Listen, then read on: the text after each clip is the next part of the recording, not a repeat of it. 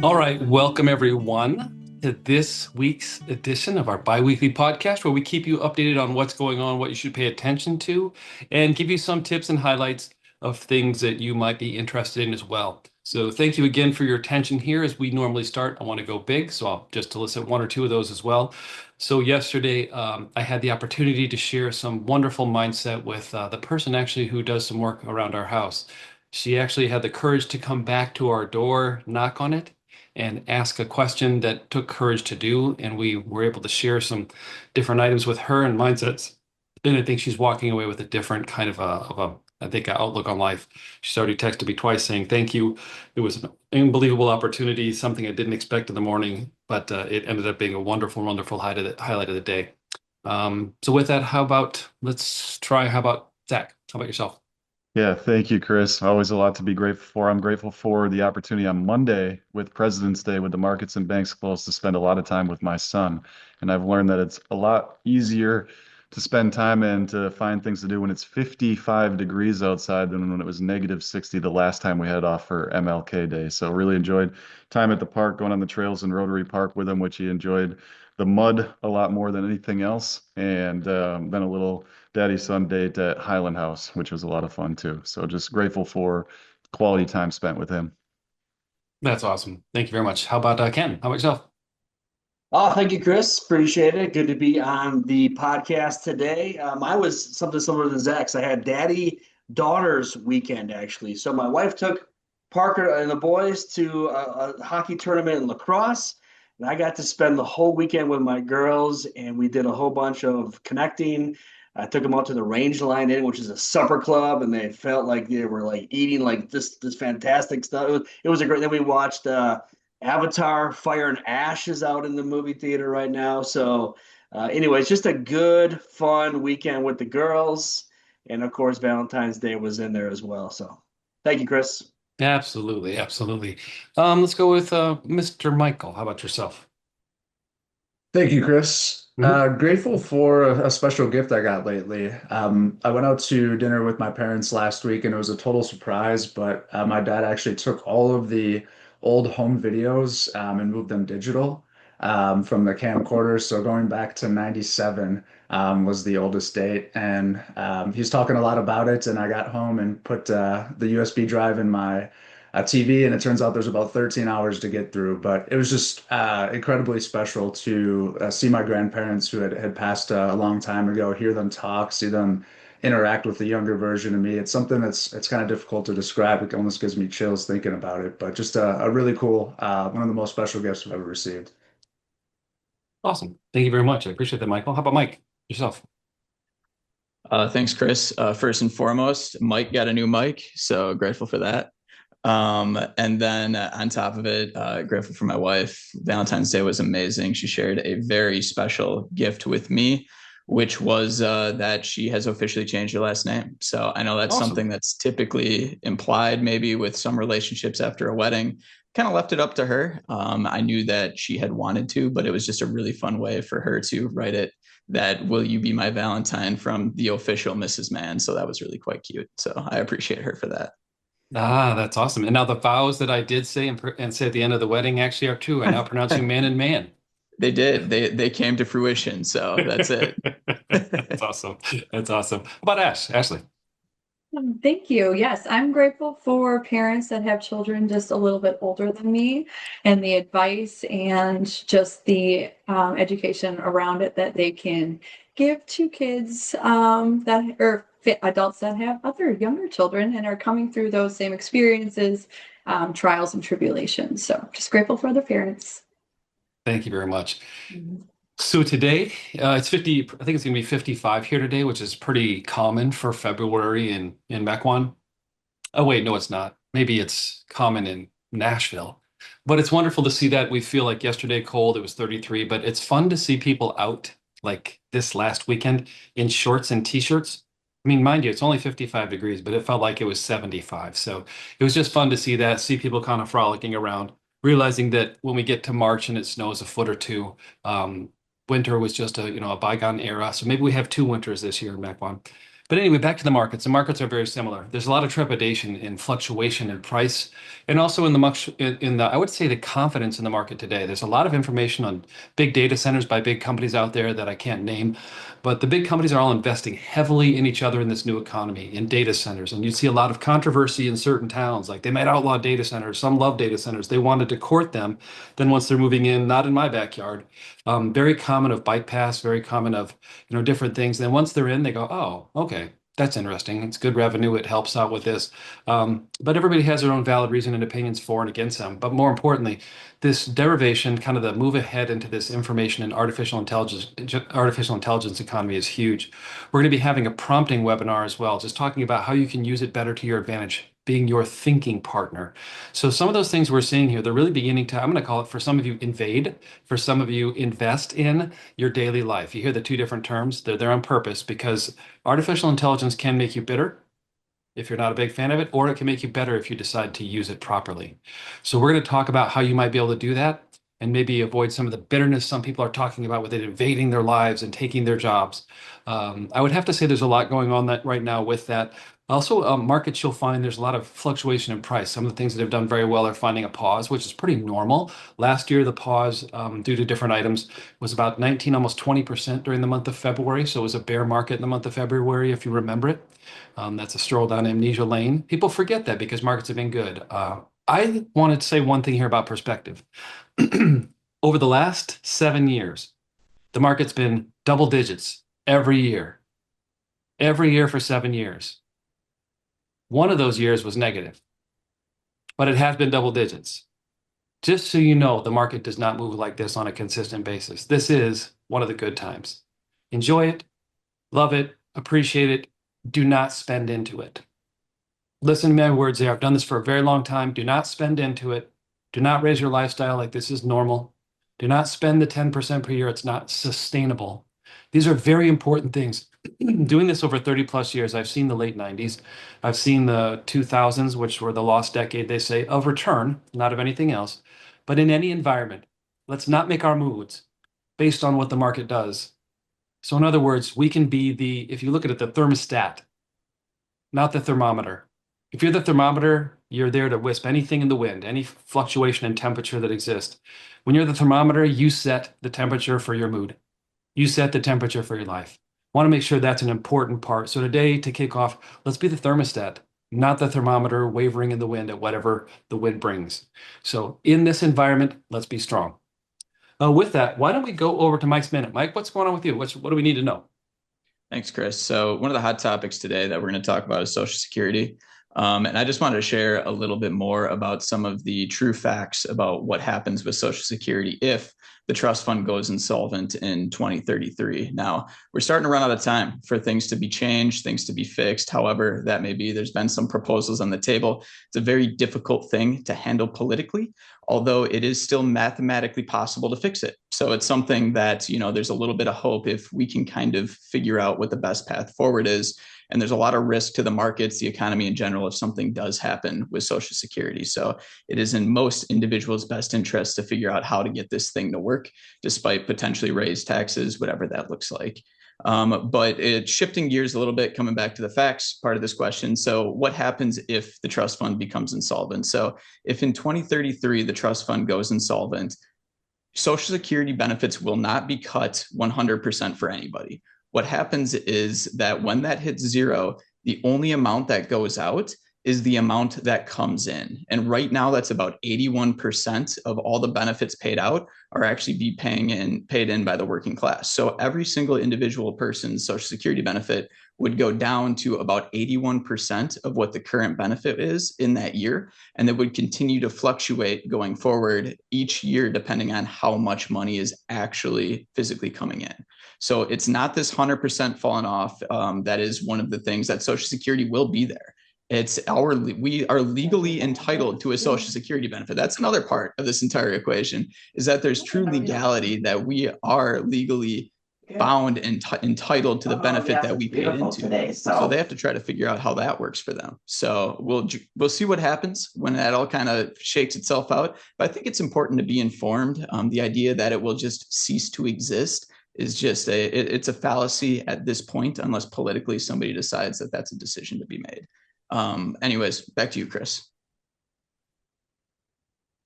And Chris, I'm sure what you said is some of the most insightful that you ever had in your entire life, but you are muted, my friend. No, I was actually swearing it. Cut it out. We've got this automatic program. So when he has bad words, that's what it does. So it was kind of good there.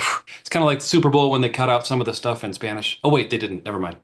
But it was interesting. Mike was actually talking a lot. He's very inquisitive about a lot of things, and it was interesting because he was asking about like, do birds know where they're going when they fly south for the winter, or do they just wing it?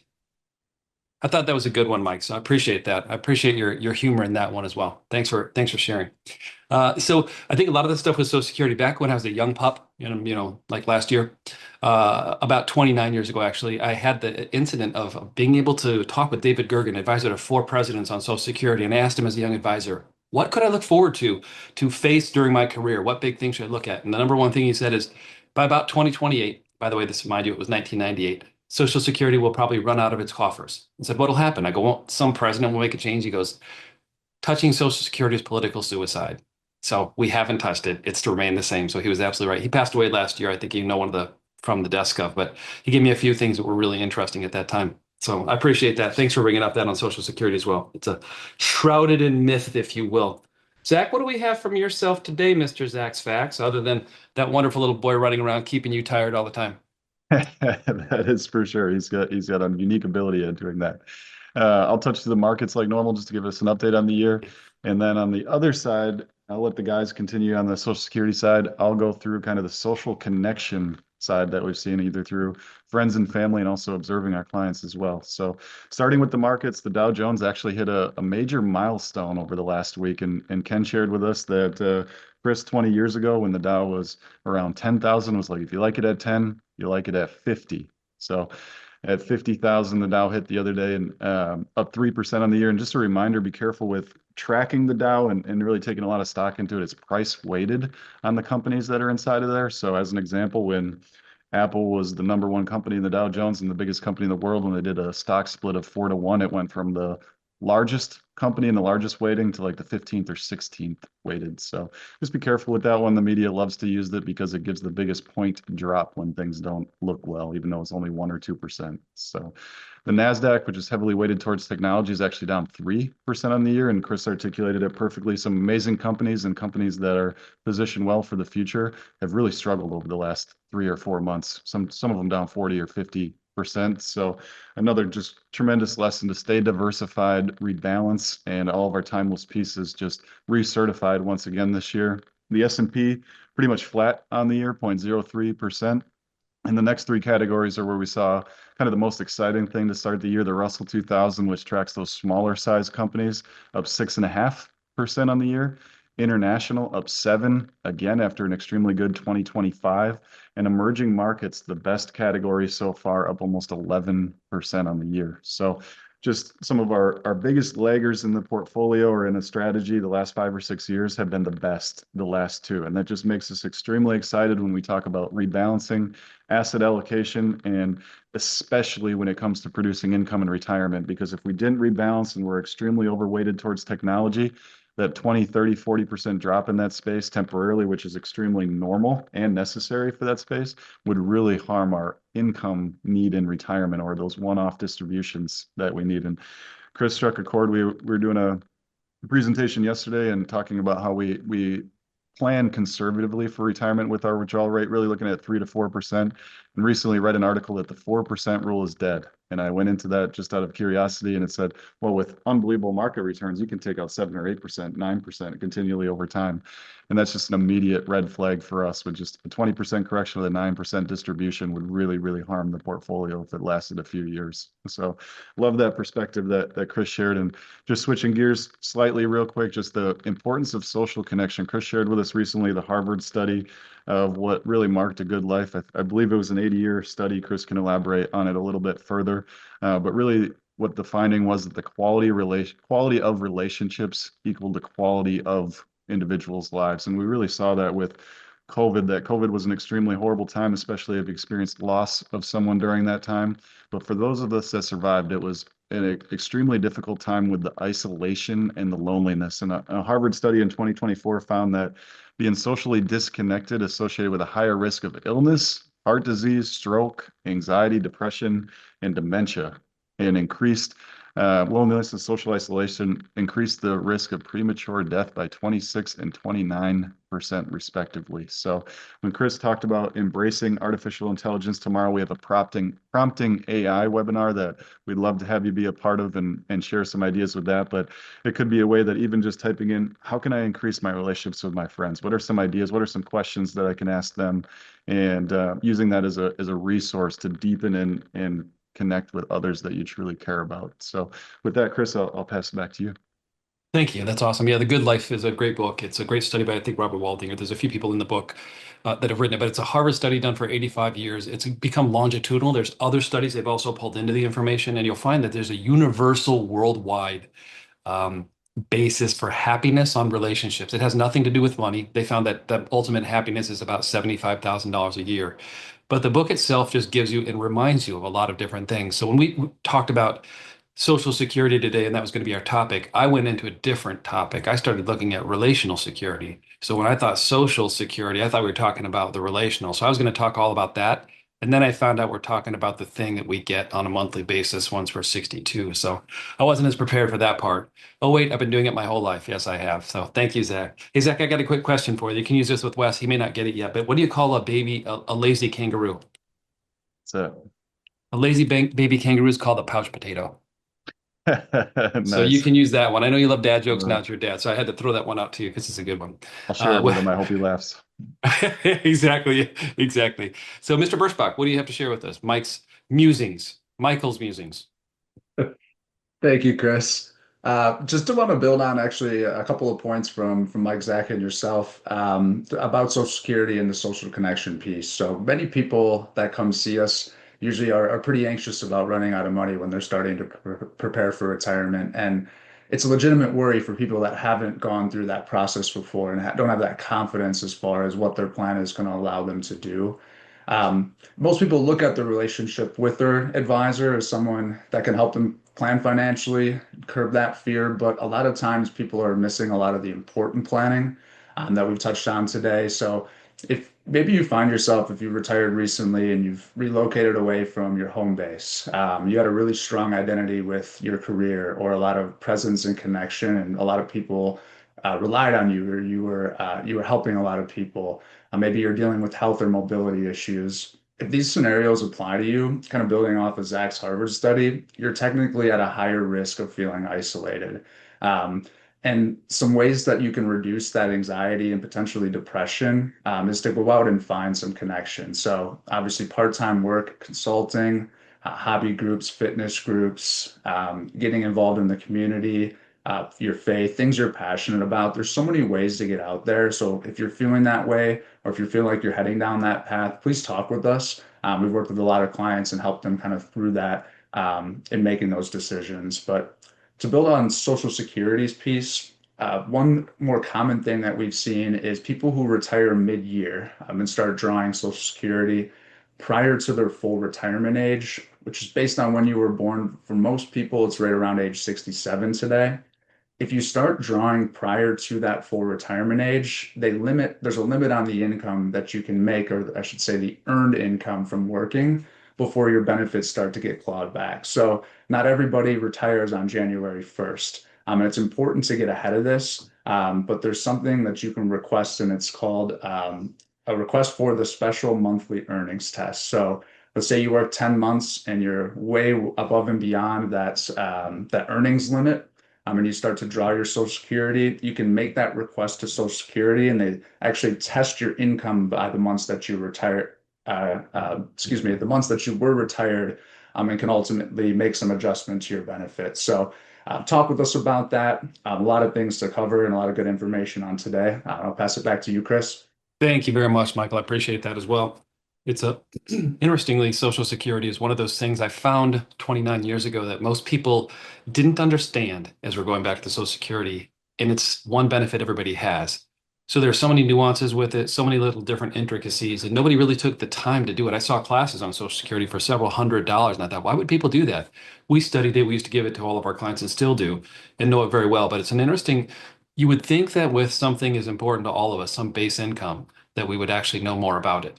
But it usually is at 62. I think I should take it now. Should I wait till 70? I'm not sure. When do I get it? How do I get it? Is it, reduced? Is it whatever? So there's a lot of nuances that come with it as well. Benefits as well. If you are 65 and have children who are under 16, you actually have a benefit you can get as a family benefit. There's a lot of little nuances. Make sure you're reaching out to us if you have some interesting scenarios because we've got a lot of detail on it that can benefit you financially and fiscally for your family. So with that, I want to go to Ken. Ken, what do we have for planning for Ken's Corner? What do we look at? What should we be looking at in planning right now? Yeah, for Social Security, I'll kind of stay on that topic Sure. to make it. I saw the title of today. It was like Social Security and Social Connection. I thought there was like a Social Security like breakfast meetup or something like that happening. Yeah. There's right out in the hall. Yeah, when did you start collecting and how is it going for you? No, I'm just joking around. But when we talk about the future of Social Security, it kind of reminds me of a little joke. It's Social Security is like a birthday card from grandma. You know what's coming. You just don't know how much it's going to be in. $2 bill. $2 bill. Usually a $2 bill, right? Exactly.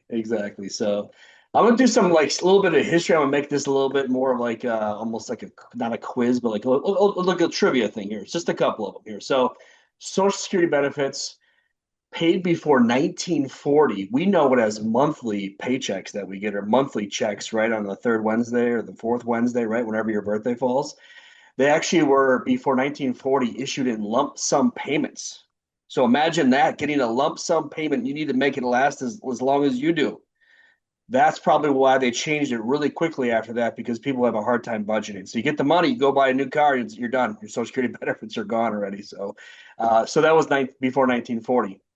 Ida Mae Fuller, the first person to collect Social Security, did it in 1940. She paid into the system $24.75. She collected over $22,000 out of the system. So we talk about, hey, why are we running out? And that's a great example of potentially why are we running out. So you take a look at that piece as well. Some of the issues with Social Security and how they're kind of fixing it in the background slowly, but obviously a lot of work needs to be done if we're only going to get 81% of our benefits. Is that when you take a look at the Social Security like taxable wage cap. This is something that happens in the background, and not many people realize it or know about it. But like last year in 2025, the number was $176,000. So if you made more than $176,000 last year in wages, you weren't taxed on the amount above that amount. So Social Security gets capped. This year it's at 184,500. So this has slowly been going up in the background. If you take a look at 10 years ago, this number was probably like 120 some thousand. So it is kind of going up in the background, and that's one way I think they're trying to offset this, if you will. Another one that's probably going to get relooked at is the full retirement age. I think Michael Birschbach mentioned this one. For most of us, it's 67. This has been in effect for 66 years. So the full retirement age is 67 for a lot of people right now, and that is for people that were born 1960 and later. So I don't know about you, but I think a few things have changed in the last 66 years, and this might be one of the areas that someone like Chris is saying is kind of political. It's a political thing, right? But when you look at this, these two factors might come into play as some of the levers that they may pull. I mean, really, we don't know. It's really up for discussion, of course. But when you look at those two factors alone, I feel like some changes probably could be made there on that piece. And some would be for it, some would be against it, of course. But that's what that's why it's going to come down to some sort of election and who's going to change this, right? So, yeah. So I think those are some of the really interesting pieces. Taxes on Social Security. Some of you know this, and some of you are learning this as we go because there's a lot of interplay in what we talk about with Roth conversions and the taxability of Social Security. So back in 1983, there was the Social Security Amendments Act that happened, And that's when some of our benefits that we're receiving became taxable up to 50%. So when you look at your lines on your 1040, and you look at Social Security benefits, and you look right to the right of that, and you look at taxable benefits, that's how you can determine what percentage of your Social Security is actually being taxed. Sometimes it's 0, sometimes it's 10%, sometimes it's 50, but it can go up to 85%. And 85% came into play in 1993. That's when we saw that. So we're very aware of this because that has a lot to do with the planning that we do with you from a taxation standpoint and offering up suggestions as far as Roth conversion planning, adding more income. How do we do that? How to reduce income?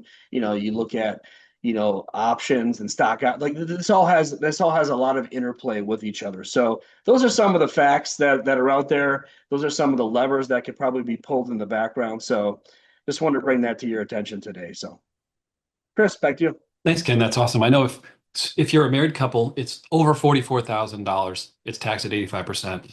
If you're single, I think it's over 34,000. Those are a couple numbers just to give some people some ideas, but I think that's super helpful, Ken. One of the things about Social Security, I think as well, is that in some states, like our state, it's not taxable as well. So it's a super good thing. I think the taxability is a super good thing to look at, and thank you tremendously. A couple of things I know we've been going through too, like the Olympics. Anybody here staying up late night watching the Olympics, trying to figure out how to watch what event because you can't do it, right?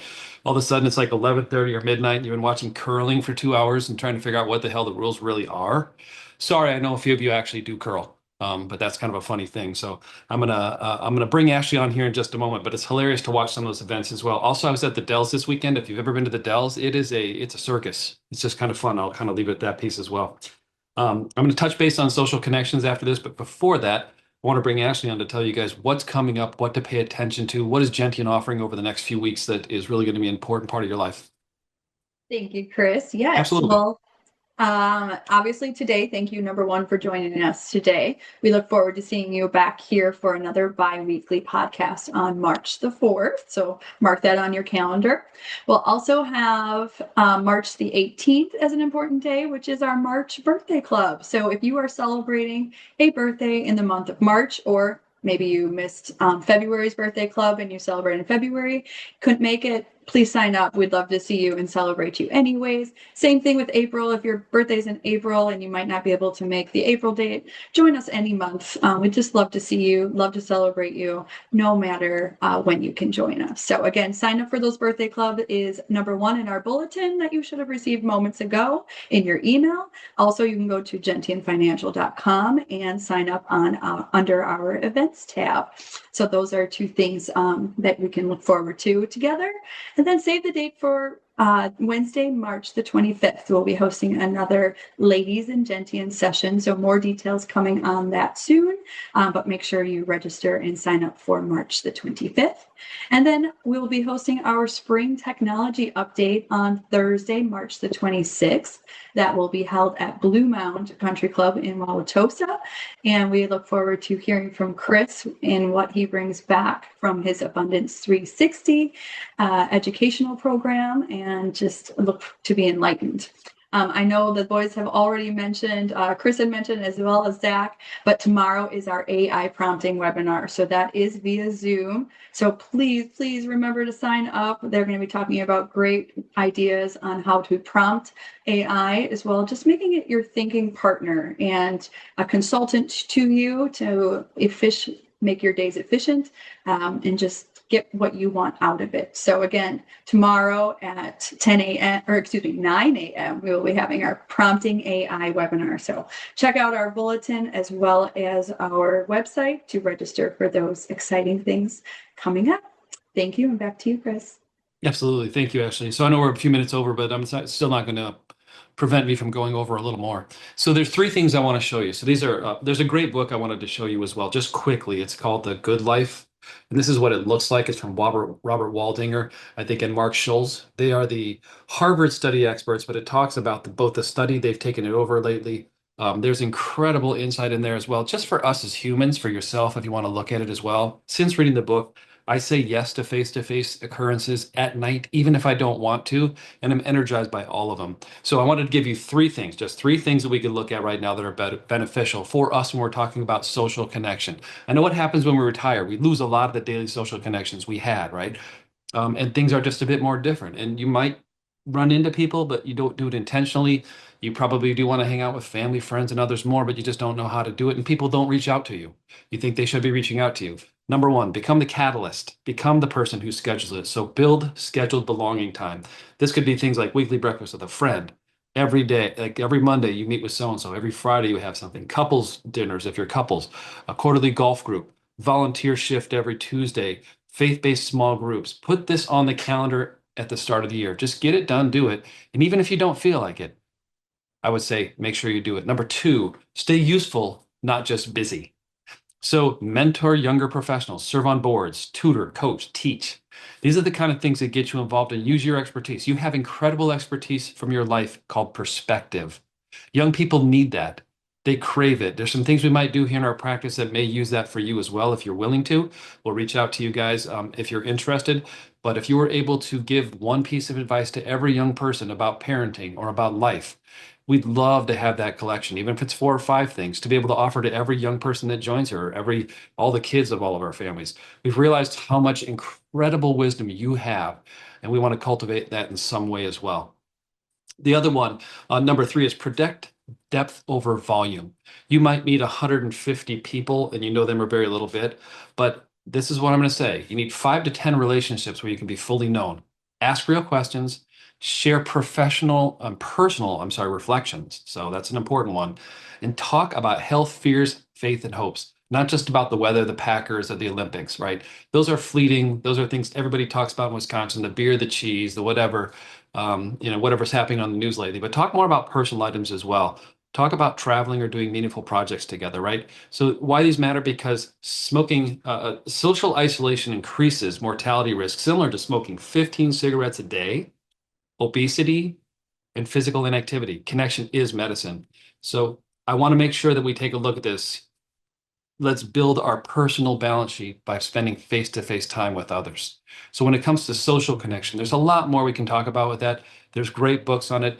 I've got something called Becoming a Better Human. It's something I've been pursuing for a long time. It's always getting better.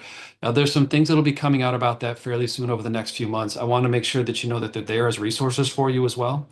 And you'll see a lot of things coming from us as well. As a matter of fact, you're going to notice something called navigators coming out very soon that are going to help you with some of the biggest decisions in life. So with it, there's a lot coming that you'll be able to see probably within the next 15 days to a month.